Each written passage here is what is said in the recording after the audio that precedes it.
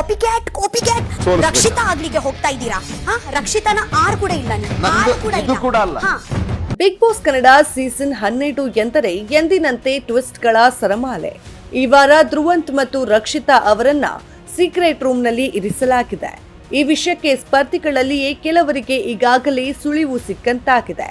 ಇದರ ನಡುವೆ ಧ್ರುವಂತ್ ಹಾಗೂ ರಕ್ಷಿತಾ ನಡುವಿನ ಜಗಳ ಮಿತಿ ಮೀರುತ್ತಿರುವುದು ಗಮನಕ್ಕೆ ಬಂದಿದೆ. ಇತ್ತೀಚಿನ ಕೆಲವು ಟಾಸ್ಕ್ಗಳಲ್ಲಿ ನಿರ್ಧಾರ ತೆಗೆದುಕೊಳ್ಳುವ ಅಧಿಕಾರವನ್ನ ಬಿಗ್ ಬಾಸ್ ಇವರಿಬ್ಬರಿಗೆ ನೀಡಿದ್ದಾರೆ. ಇವರ ವರ್ತನೆ ನೋಡಿದ ಪ್ರೇಕ್ಷಕರು ಧ್ರುವಂತ್ ನಾಗವಲ್ಲಿ ಆಗಿ ಬದಲಾಗಿದ್ದಾರೆ ಎಂದು ಕಮೆಂಟ್ ಮಾಡ್ತಿದ್ದಾರೆ. ಇನ್ನು ಬಿಗ್ ಬಾಸ್ ಬಿಟ್ಟ ಪ್ರೊಮೋದಲ್ಲಿ ಇಷ್ಟು ಸ್ಟೈಲ್ ಯಾಕೆ ಮಾಡ್ತೀರಾ ಎಂದು ರಕ್ಷಿತಾ ಧ್ರುವಂತ್ಗೆ ಪ್ರಶ್ನಿಸಿದ್ದಾರೆ. ನಾನು ನನ್ನನ್ನ ಪ್ರೀತಿಸುತ್ತೇನೆ ಎಂದು ಧ್ರುವಂತ್ ಉತ್ತರಿಸಿದ್ದಾರೆ. ಇದನ್ನೇ ನೋಡಿ ಬಿಗ್ ಬಾಸ್ ಕೂಡ ಯೋಚನೆ ಮಾಡ್ತಾ ಇದ್ದಾರಂತೆ.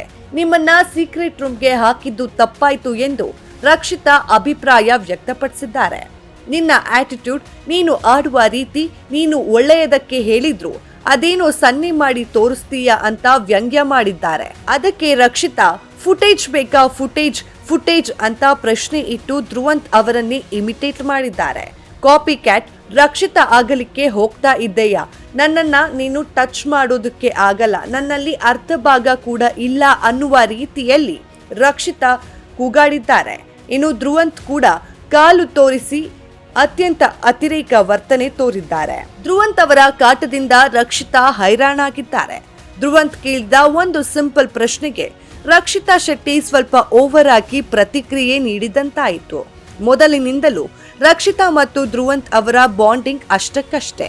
ಇವರಿಬ್ಬರು ಒಬ್ಬರನ್ನ ಒಬ್ಬರು ಕಂಡರೆ ಇರಿಟೇಟ್ ಆಗ್ತಾರೆ. ರಕ್ಷಿತಾ ಏನೇ ಹೇಳಿದ್ರು ಅದು ಧ್ರುವಂತ್ ಒಪ್ಪೋದಿಲ್ಲ. ಇನ್ನು ಧ್ರುವಂತ್ ಏನೇ ಹೇಳಿದ್ರು ಅದನ್ನ ರಕ್ಷಿತಾ ಒಪ್ಪೋದಿಲ್ಲ. ಇನ್ನು ಇದರ ನಡುವೆ ಇವರಿಬ್ಬರು ಇದೀಗ ಸೀಕ್ರೆಟ್ ರೂಮ್ ನಲ್ಲಿ ಒಟ್ಟಿಗೆ ಇದ್ದು ಕಿತ್ತಾಡುತ್ತಿರುವುದು ವೀಕ್ಷಕರಿಗೆ ಮಜಾ ಕೊಡ್ತಿದೆ. ಇನ್ನು ಇವರ ಜಗಳ ಎಷ್ಟು ದಿನಗಳ ಕಾಲ ಮುಂದುವರಿಯಲಿದೆ ಮತ್ತು ಇನ್ನು ಎಲ್ಲಿವರೆಗೂ ಇವರಿಬ್ಬರು ಸೀಕ್ರೆಟ್ ರೂಮ್ ನಲ್ಲಿ ಇರಲಿದ್ದಾರೆ ಅನ್ನುವುದನ್ನ ಕಾದು ನೋಡಬೇಕಾಗಿದೆ. ಮತ್ತಷ್ಟು ಬಿಗ್ ಬಾಸ್ ಅಪ್ಡೇಟ್ಸ್ಗಾಗಿ ಫಾಲೋ ಮಾಡಿ ಫಿಲ್ಮಿ ಬೀಟ್ ಕನ್ನಡ.